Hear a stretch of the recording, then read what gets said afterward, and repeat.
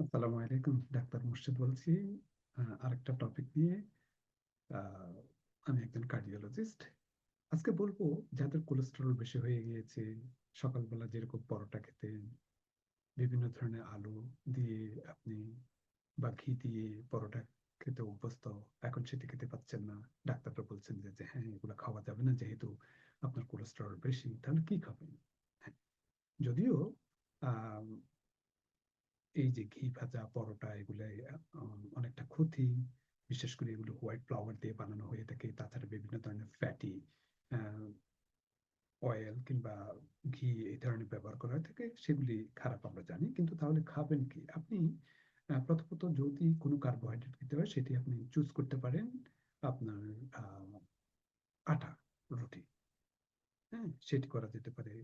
তারপর বেসন ব্যবহার করতে পারেন, এবং আহ, সেটি আহ, দিয়ে আপনি বিভিন্ন ধরনের আপনার কিছু তৈরি করা যেতে পারে। এবং আহ, সেই সাথে সাথে আপনি বেশ সবজি দিয়ে প্যানকেক খেতে পারেন, বিভিন্ন ধরনের সবজি অ্যাড করতে পারেন।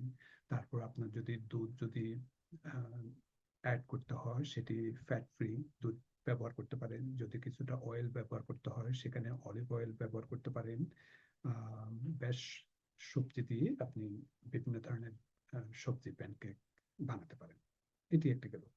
তারপর অনেক সময় আপনি আরেকদিন অ্যাভোকাডো দিয়ে আপনার ফ্রেঞ্চ টোস্ট করতে পারেন, এবং সেই ব্রেডটা হতে হবে মাল্টিগ্রেইন কিংবা 100% হুইট ব্রেড।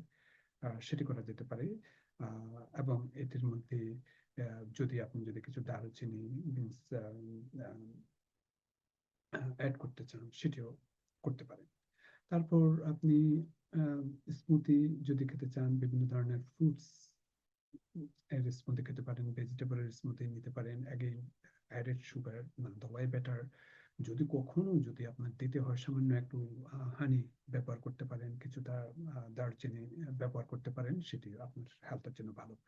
আম, তাছাড়া আপনি ওটস ব্যবহার করতে পারেন, এবং ওটস এর মধ্যে আপনি বিভিন্ন ধরনের ফ্রুটস, বিভিন্ন ধরনের বেরি জাতীয় ফ্রুটস ব্যবহার করতে পারেন।